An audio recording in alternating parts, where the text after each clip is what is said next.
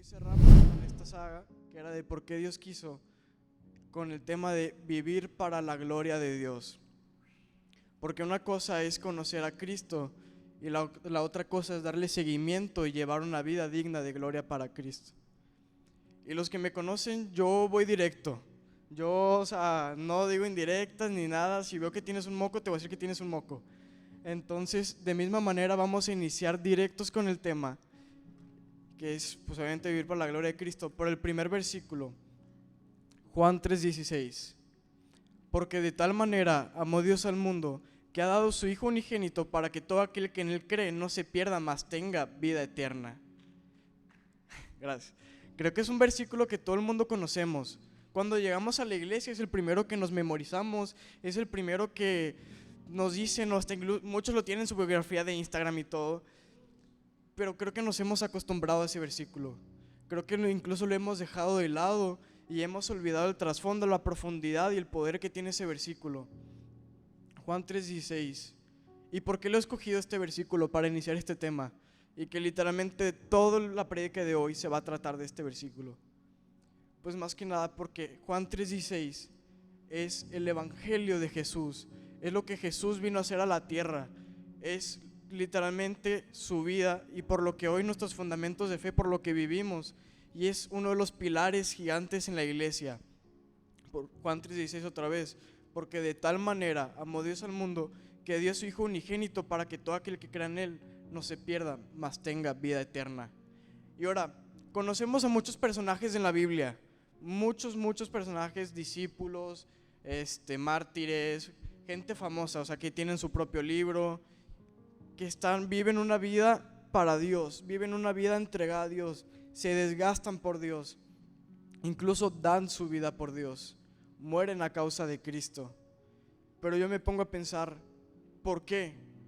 ¿Qué fue eso que los hizo llevar a hacer eso? Porque obviamente nadie nace y es cristiano, lo dije una vez que subí aquí, nadie nace y ya tiene convencimiento de quién es Cristo, nadie nace y ya es un discípulo, nadie. Hay un parteaguas siempre en nuestra vida, hay algo que de un día para otro empezamos a vivir una vida para la gloria de Cristo. Y el patrón que yo encontraba en todas estas personas, el patrón que yo pude ver, que es lo que hizo ese parteaguas en sus vidas, es que habían conocido a Cristo íntimamente. Ya no lo escuchaban, mas ahora lo veían. El libro de Job dice, en Job 42:5, de oídas te había oído, mas ahora mis ojos te ven. Eso mismo había pasado con esas personas, eso mismo pasó con los servidores de aquí de Live, eso mismo pasó conmigo. Hay un punto en el que ya no solamente escuchas de Él, ya no solamente lo conoces, porque Cristo es el nombre más revolucionario en toda la tierra, sino que ahora lo conoces íntimamente y tienes una relación con Cristo y con el Padre. Y yo creo que muchos en una noche más cerca pudieron vivir eso. Muchos pudieron conocer o experimentar al Padre. Y con experimentar al Padre no me refiero a esa experiencia en la que estás llorando, la que te hace por alguna razón llorar, sino la paz que sobrepasa todo entendimiento. Esa también es una de las maneras en la que Cristo se demuestra en nuestra vida. Y esa también es una de las maneras en la que nosotros podemos experimentar a Cristo. Y ahora, vivir para la gloria de Cristo. Yo me preguntaba cuando me dijeron que tenía que dar ese tema, me preguntaba, ¿qué es eso? ¿Cómo vivo para la gloria de Cristo?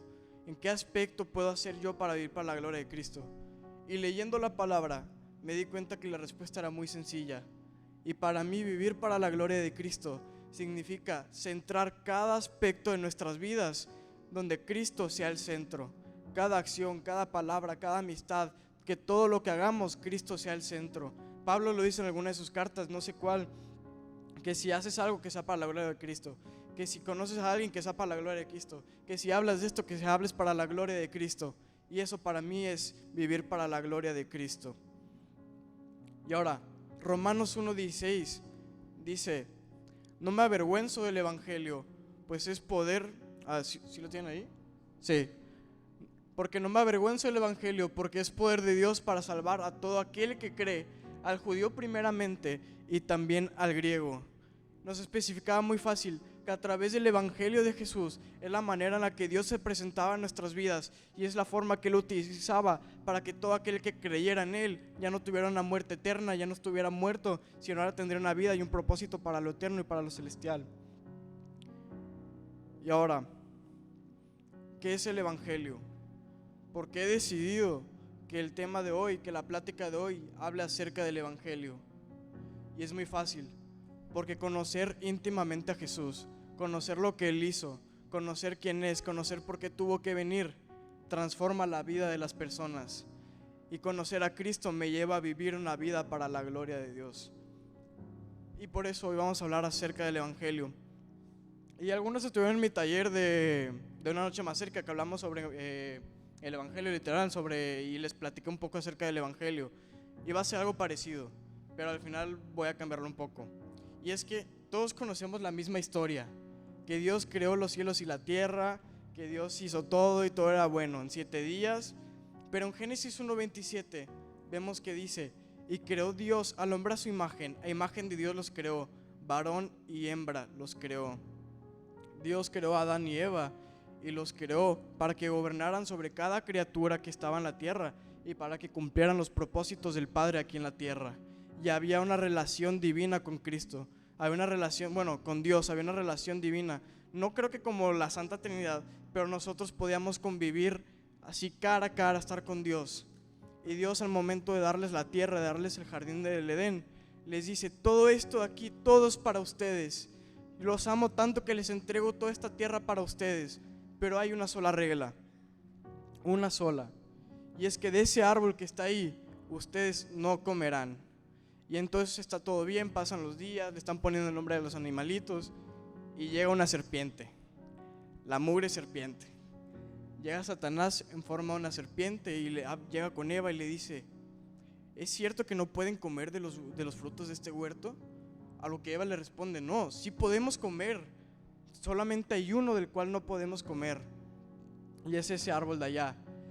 Y la serpiente le responde: no, es que Dios te mintió, no es que te vas a morir si lo comes, sino que si comes de ese árbol vas a ser igual a Dios, vas a poder ver todo lo que Él hacía, vas a ser como un Dios. Entonces la serpiente tenta a Eva y cae, come del fruto, y después llega Adán y también come del fruto. Y entonces ellos ahora estaban destinados a morir, porque la paga del pecado es la muerte. Entonces ellos estaban destinados a una muerte porque ya se habían convertido en el pecado, de lo único que Dios les había dicho que no hiciera. Pero Dios, en su hermoso amor y en su gracia, no los mató, sino que al revés, los dejó con vida y los cubrió con pieles de animales que tuvo que sacrificó ahí, porque alguien tenía que pagar por ese pecado. Alguien tenía que ser muerto, o alguien tenía que ser sacrificado por ese pecado que ellos habían hecho. Pero ahora, como ellos eran pecaminosos y como todo el mundo era pecaminoso, Dios ya no podía habitar con ellos de la misma manera. Él ya no podía tener esa relación divina, ese acceso al Padre, ese acceso al cielo ya no estaba. Pero era tanto el amor de Dios que proveyó diferentes formas para que ellos pudieran mantenerse en santidad y estar con el Padre.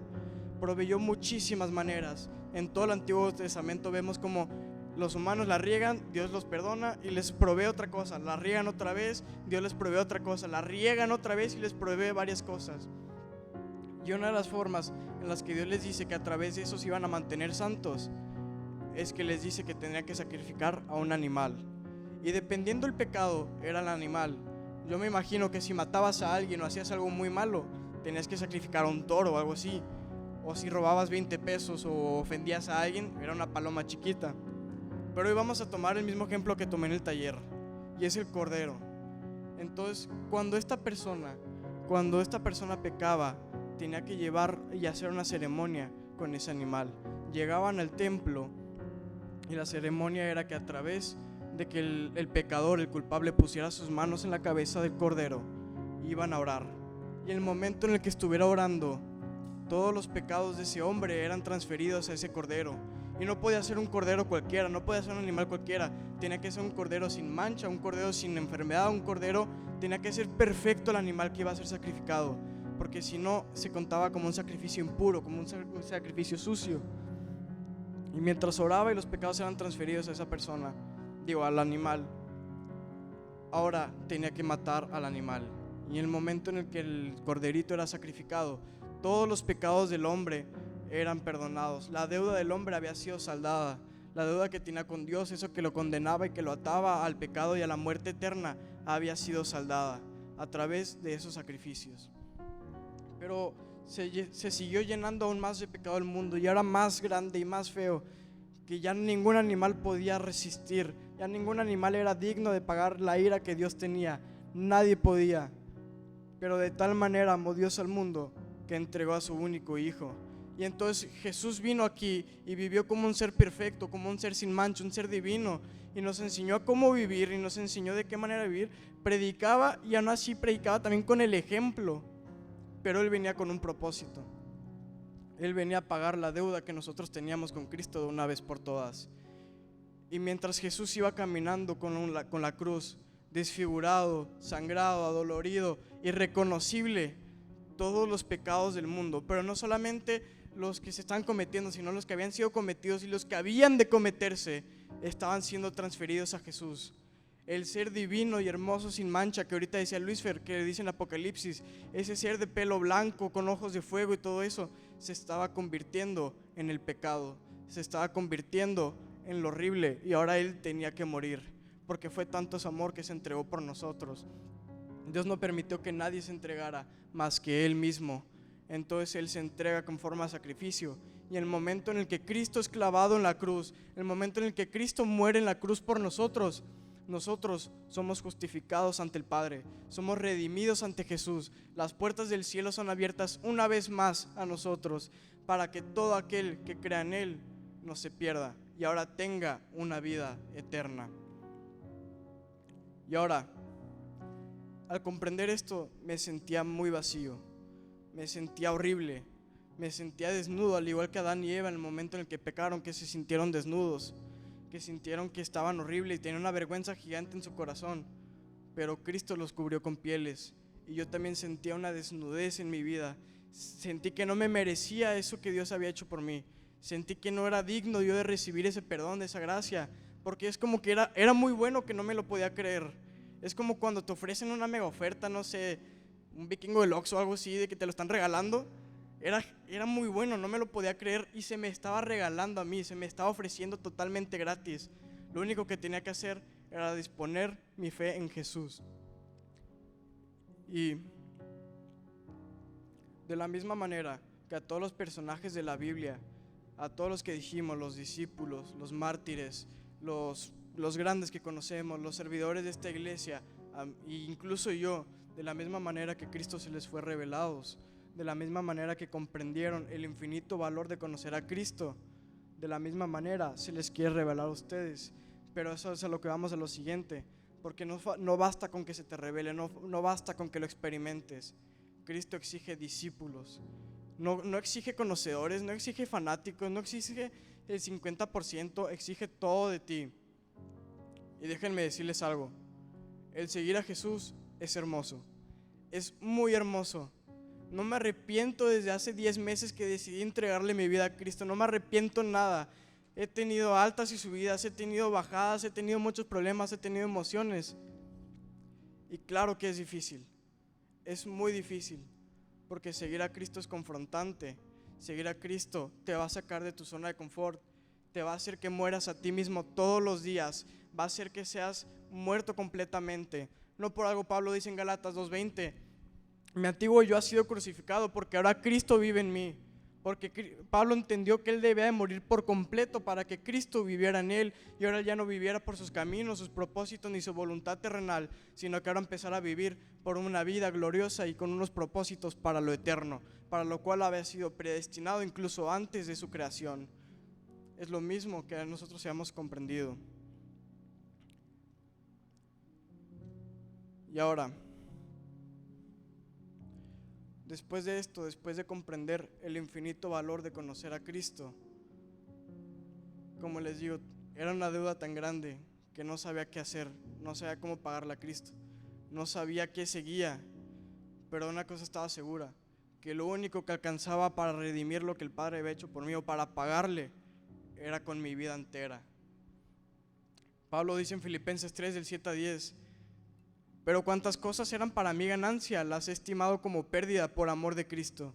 Y ciertamente aún estimo todas las cosas como pérdida para la excelencia del conocimiento de Cristo Jesús, mi Señor, por amor del cual he perdido todo y lo tengo por basura para ganar a Cristo y ser hallado en Él, no teniendo mi propia justicia, que es por la ley, sino que es por la fe de Cristo. La justicia que es de Dios por la fe, a fin de conocerle y el poder de su resurrección y la participación de sus padecimientos, llegando a ser semejante a Él en la muerte. El comprender el infinito valor de conocer a Cristo hace que ahora todo lo que estimamos como pérdida, pues si te sigues aferrando a tu vida, dice la palabra que la perderás. Pero si la entregas a causa de Cristo, ganarás una vida, pero para lo eterno.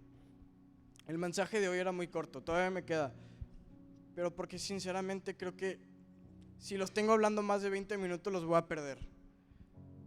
El conocer lo que Cristo hizo por nosotros es lo único que basta en nuestras vidas, pero el comprenderlo con un corazón abierto, con un corazón intencional, es lo único que basta. Pero no pide que solamente lo conozcas, sino que ahora empieces a vivir como un discípulo, como alguien formado para la gloria de Cristo.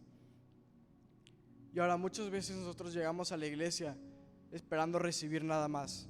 Muchas veces llegamos de que un domingo, un live, un sábado, solamente queriendo de que a ver ahora qué tiene la iglesia para nosotros, ahora qué se nos va a dar. Pero déjenme decirles algo, si das el paso de aceptar a Cristo en tu corazón, si das el paso de conocerlo de forma íntimamente, de la forma en la que todo el mundo te lo había contado, de la forma en la que tus papás te lo habían dicho, de la forma en la que se ha predicado por todo el mundo, si das ese paso,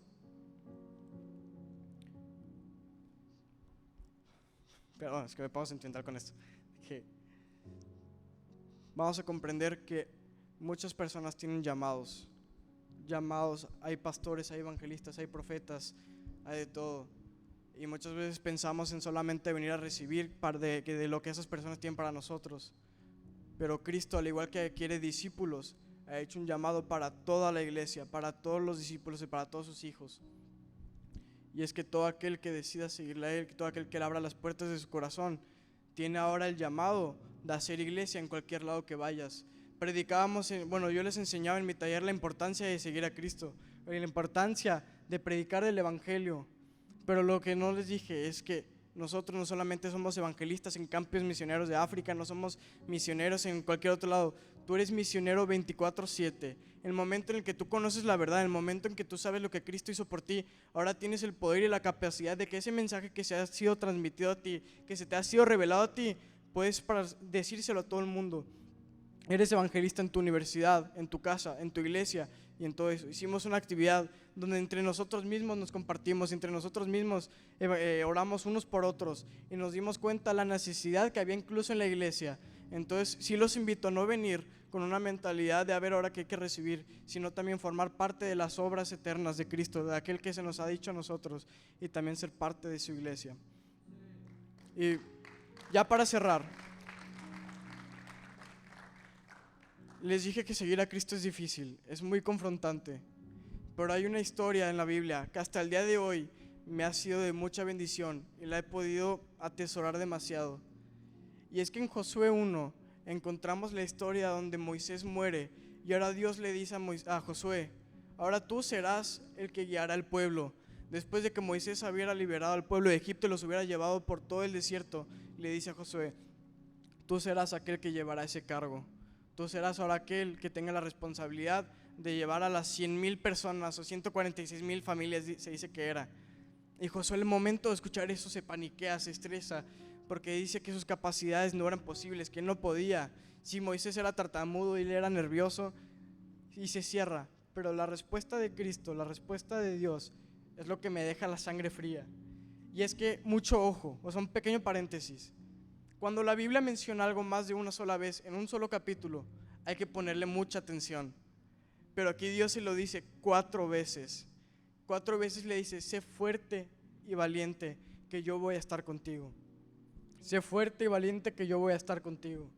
Sé fuerte y valiente, que yo voy a estar contigo. Y por si no le quedó claro, se lo dice en última vez, sé fuerte y valiente, que yo voy a estar contigo. Entre todas esas tempestades y todas las dificultades, Dios ha prometido siempre estar a nuestro lado y nunca separarse de nosotros. Y Dios es fiel, como dice la canción, fiel hasta el final. Él nunca cambia, su promesa siempre permanece en nosotros. Pero no es por nuestras fuerzas, no es por nuestra sabiduría por el cual hacemos las obras que Dios tiene para nosotros, sino es a través de Cristo, es a través de su Espíritu Santo que obra a través de nosotros para que su nombre sea proclamado en todo el mundo. Y la invitación del día de hoy es que si te atreves, es que te atrevas y seas intencional en abrir las puertas de Jesús a tu corazón. Y si das el paso, sé fuerte y valiente ante los problemas y tentaciones, porque Dios va contigo y Él siempre ha sido fiel. Y yo les dije que era un mensaje corto, sinceramente, era un mensaje muy corto, pero creo que era suficiente y creo que era lo más necesario. Entonces, me gustaría ahora para cerrar. Entonces, si me pueden acompañar cerrando sus ojos.